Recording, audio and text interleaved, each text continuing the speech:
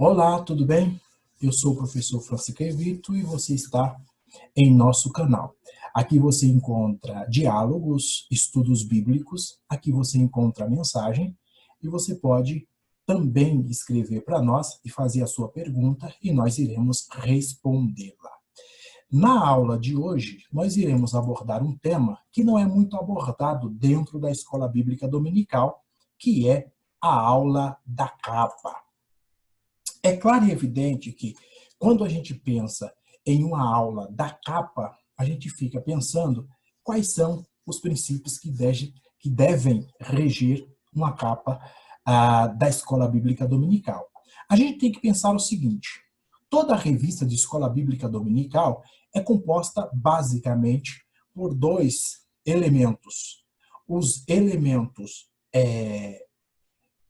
gráficos e os elementos escritos. Ou seja, você tem lá uma linguagem por meio de imagens e uma linguagem por meio de palavras. Essa linguagem, quando junta, formam aquilo que a gente chama de linguagem verbo-visual. Então, toda revista de escola bíblica dominical tem uma linguagem verbo-visual. Você tem tanto os visuais, as figuras que são vistas ali, e você tem também as letras, as palavras e as frases que dá a você a mensagem que aquela revista traz consigo. Na revista que nós iremos estudar durante esse trimestre, ela tem algumas peculiaridades, algumas coisas interessantes. Dentre elas, o fato de que esta revista é uma revista que é repetida. Ela foi lançada primordialmente em 1999, escrita pelo missionário, professor, escritor e teólogo Eurico Bergsten, e está à nossa disposição agora em 2020, 27 anos depois da sua primeira publicação.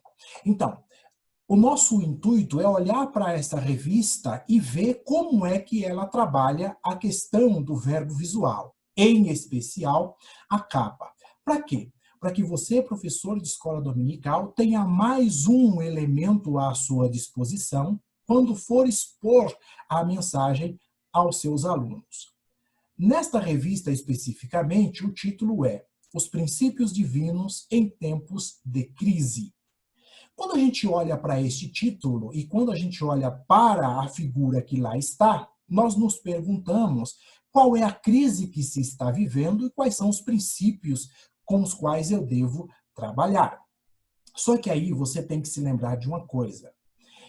O próprio escritor, o professor Eurico Bergsten, ao escrever essa revista, ele diz para nós, lá no prefácio de 1993, quais são os elementos que ele queria trazer para a igreja durante essa revista, durante essa mensagem. Segundo ele, a revista podia ser resumida em duas palavras: reconstrução e reedificação. Então, de acordo com o próprio autor, o intuito desta revista de escola dominical é tratar a respeito da reconstrução do povo de Deus e, consequentemente, a igreja, o povo de Deus no Antigo Testamento, a igreja no Novo Testamento, e da reedificação. Ora, se eu tenho reconstrução e reedificação, é sinal, está pressuposto que, para haver uma reconstrução, houve primeiro uma destruição. E para que haja uma reedificação, houve também uma destruição. Quando a gente olha o prefácio do Eurico Bergsten, fica a sensação de que ele está aplicando a palavra reconstrução e reedificação de maneira diferenciada para significar duas coisas: a reconstrução de forma material e a reedificação de forma espiritual. Ele responde à pergunta que todos nós fazemos: como é que a igreja, o povo de Israel no Antigo Testamento e a igreja no Novo Testamento, e nós aqui na contemporaneidade, podemos reconstruir e reedificar a nossa vida espiritual? Segundo o próprio Eurico Bergsten, as características do verdadeiro despertamento ou reconstrução e reedificação são as seguintes. Ele diz que a igreja só pode reconstruir e reedificar se ela, primeiro, entregar-se à oração. Segundo Bergsten, se a igreja quer se reconstruir e reedificar-se, ela precisa entregar-se à oração. Segundo, ela precisa viver de maneira obediente à palavra de Deus. Terceiro, ela tem que ser sensível às manifestações do Espírito Santo. Para o professor Eurico Bergsten, uma igreja só conseguia se reconstruir e se reedificar se ela ficasse atenta às manifestações do Espírito Santo em sua vida, em sua comunidade. Terceiro, em quarto lugar, ele diz que a igreja só conseguirá se reedificar se ela der absoluto e total primazia à união do povo de Deus. Ele diz que a igreja só pode ou só irá se reconstruir se ela viver em união. Ele vai dizer também que a igreja só pode se reconstruir se ela viver uma vida, se houver uma clara separação entre a igreja e o mundo. Se a igreja tiver essa clara separação entre igreja e mundo, aí ela conseguirá se viver um verdadeiro despertamento espiritual, uma verdadeira reconstrução e uma verdadeira reedificação. Em penúltimo lugar, o Eurico Bergsten vai dizer que a igreja que quer viver um verdadeiro despertamento espiritual precisa agir para manter o pecado fora da igreja. E, por fim, ele vai dizer que a igreja que quer viver um verdadeiro despertamento, a igreja que quer viver uma reedificação, uma igreja que quer viver uma reconstrução, precisa ensinar a palavra de Deus. Então, para o professor Eurico Bergsten, há duas palavras que podem resumir esta revista de escola dominical, é a reconstrução e a reedificação. E esta reconstrução e reedificação é o que vai caracterizar um verdadeiro despertamento.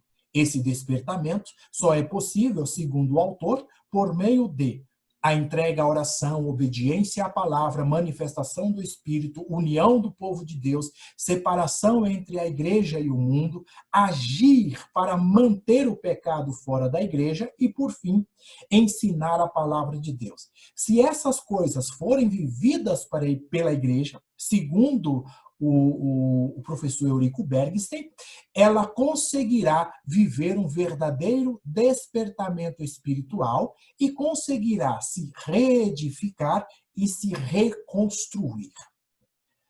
Por causa dessas duas palavras, reedificação e reconstrução, a nossa capa, se você bem viu, traz em si e consigo a figura de um muro. Geralmente é parte do muro de Jerusalém que ficou de pé depois de várias e constantes destruições. Contudo, esta figura traz consigo algumas mensagens com as quais nós podemos trabalhar e com as quais nós devemos trabalhar com os nossos alunos de escola bíblica dominical. E por que trabalhar a capa da revista? Porque a capa da revista tem uma mensagem, assim como a própria revista tem uma mensagem. Esta mensagem é sempre dada a nós por meio de elementos verbos visuais, ou seja, por meio da figura e por meio das coisas que estão escritas. Veja o que ensina para nós a professora Sheila de Camargo Grilo, professora da Universidade de São Paulo, a USP. Ela diz o seguinte, um artigo em que ela estuda os gêneros verbos visuais. Ele diz: o gênero implica em uma prática enunciativa, produção e percepção de enunciados determinadas por uma esfera de comunicação discursiva através da qual o indivíduo do locutor se constitui no contato com outros sujeitos. Ou seja, todas as vezes que eu tenho um gênero, e capa é um gênero, você tem alguém que produziu aquela capa e você tem uma mensagem que esse alguém queria passar ao seu público visionário, seu público leitor.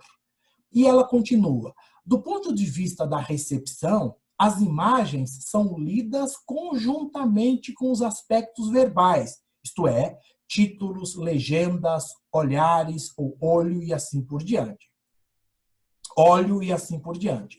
Constitui-se um primeiro nível de leitura que pode ser seguido pela leitura do texto integral, ou seja, a figura que está na capa da nossa revista e nas lições consequentemente é um primeiro chamario para que o leitor, em sendo atraído por aquela imagem, possa ler o texto. E na junção entre imagem e texto, ele tem a mensagem tanto da capa como das revistas que nós temos à disposição.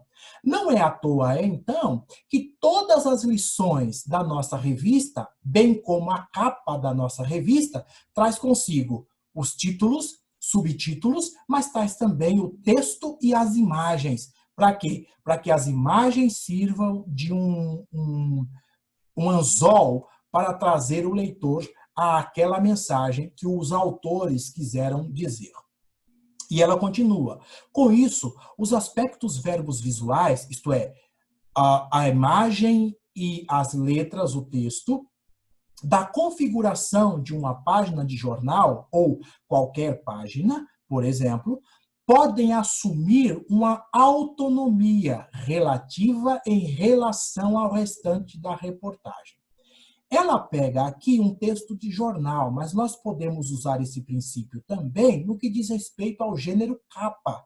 Ou seja, você tem na capa dois elementos, as figuras e os textos. E esses dois elementos assumem autonomia além do texto da revista em si. Então, a capa tem uma mensagem que o autor da capa pretendeu nos passar. E é esta mensagem que nós tentaremos descobrir na aula de hoje. A capa da nossa revista, que é uma reedição de uma revista de 1993, é esta capa aí. Esta é a capa de 2020. Note você que você tem um muro de uma cidade antiga, a cidade de Jerusalém, e este muro está reconstruído. Por quê? Porque a tônica do autor principal, o autor primeiro, o autor do texto, foi nos falar de reconstrução e reedificação. Veja o subtítulo: A Reconstrução de Jerusalém e avivamento espiritual como exemplo para os nossos dias. Note você que esses dizeres do título e do subtítulo são os mesmos dizeres de 1999. Perdão, 1993. O título, Os Princípios Divinos em Tempos de Crise, e o subtítulo, A Reconstrução de Jerusalém e o avivamento espiritual como exemplo para os nossos dias, ainda são os mesmos de 1993, e nós estamos lendo eles em 2020 sob a mesma perspectiva, isto é, de que nós ainda precisamos reconstruir, reedificar para experimentar um avivamento. Agora, note você a capa de 1999. Esta é a capa.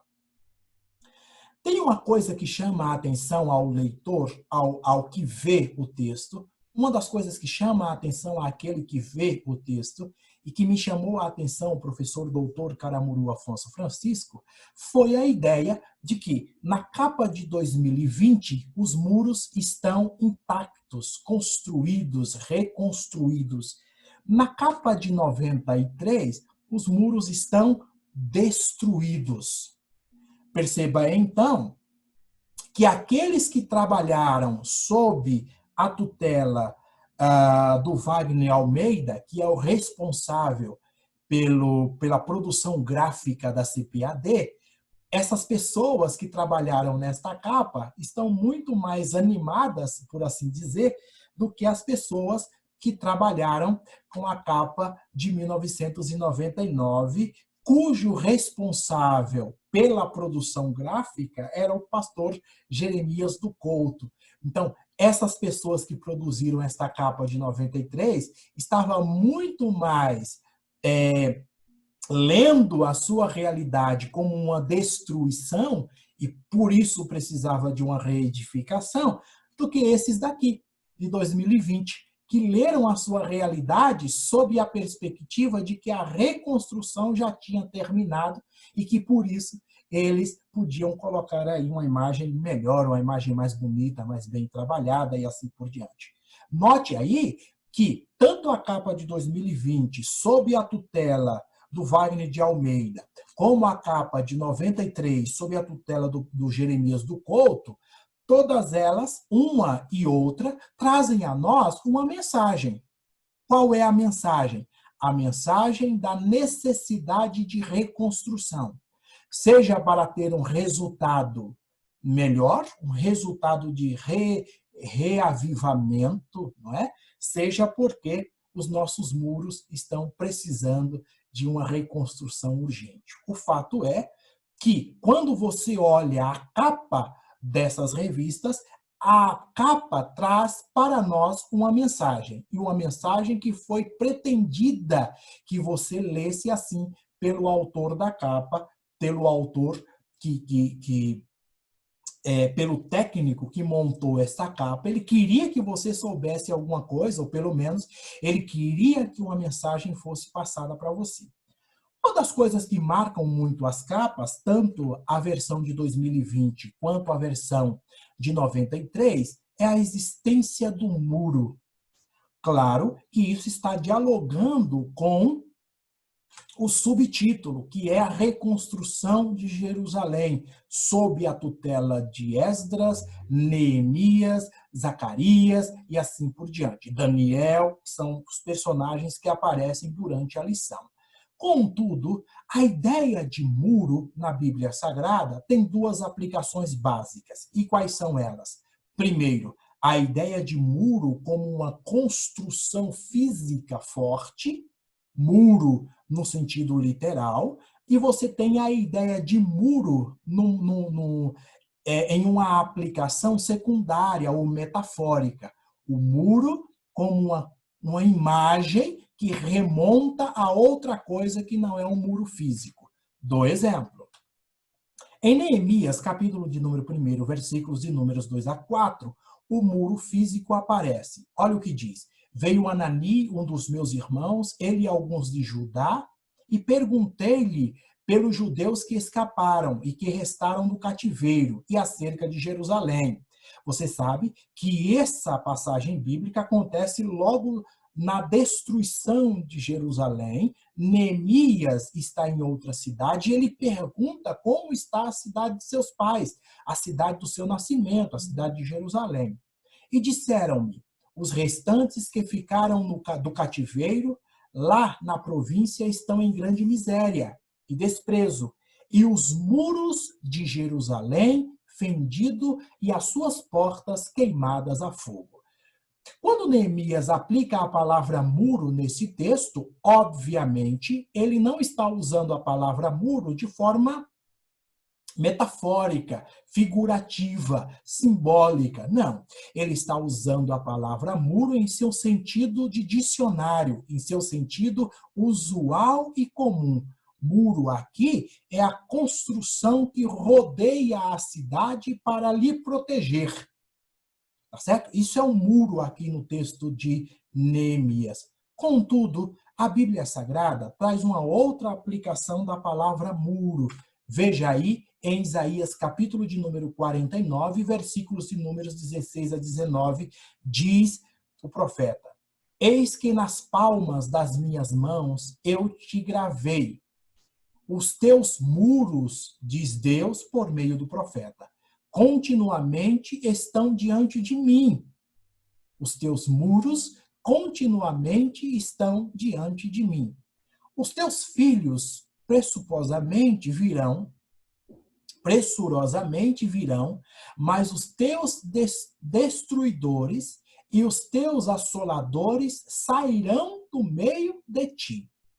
Ora, aqui Deus usa a cidade de Jerusalém como uma figura para o próprio povo de Israel. Portanto, o muro aqui tem a ideia não do muro real, feito de pedra e tal. Muro aqui tem a ideia de limites.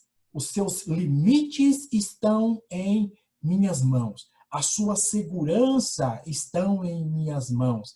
Aquilo que você tem como sua segurança, os seus limites, estão nas minhas mãos. Então, o que Deus está dizendo ao povo de Israel, usando a palavra muro e dizendo, consequentemente, ao leitor da Bíblia, é que ele conhece todos os nossos limites e tudo aquilo que nós somos, as nossas proteções, aquilo que nós entendemos, estão tudo em suas mãos. Então, Deus é aquele que conhece a nossa estrutura. Então, muro aqui é aplicado no sentido de estrutura. Estrutura, não estrutura física, como o muro de antigamente, mas estrutura espiritual, estrutura emocional. Portanto, quando nós olhamos para a figura que aparece na nossa revista, a figura do muro, nós temos que nos lembrar que Deus é aquele que conhece a nossa estrutura. E é Ele que nos ajudará por meio das ações do Espírito Santo, por meio da oração, da leitura da palavra, da obediência. É Ele que nos ajudará a reconstruir e a reedificar os nossos muros. Por fim, você tem Jeremias 50, 15 e 29, que a palavra muro é usada aí também de uma forma simbólica. Então, veja, olhar a capa da nossa revista nos deve lembrar que a ideia primordial do autor, o autor da revista, é nos encorajar a reedificar e reconstruir os nossos muros para que nós provemos um verdadeiro avivamento. E este avivamento, diz o autor, só é possível se nós nos guardarmos de algumas coisas e seguirmos outras coisas. E aí, toda esta mensagem é dada a nós por meio da capa. Veja aí, então, que a capa da revista de escola dominical traz consigo uma mensagem. E esta mensagem, o professor de escola dominical tem que saber. A capa, cada uma das lições e a revista em si, trazem nelas uma mensagem verbo-visual. Uma mensagem que é construída por meio de dois elementos, a imagem e o texto. E esses elementos precisam ser compreendidos pelo professor de escola dominical se ele quer falar aos seus alunos de acordo com o texto que eles estão estudando. Tá certo? Então, note você que saber dessas coisas, se o professor sabe dessas coisas, ele saberá também enriquecer a sua aula e dar uma aula que tenha sentido ao seu aluno e que possa explorar todos os elementos que estão à sua disposição na escola, na revista da escola dominical. Tudo bem?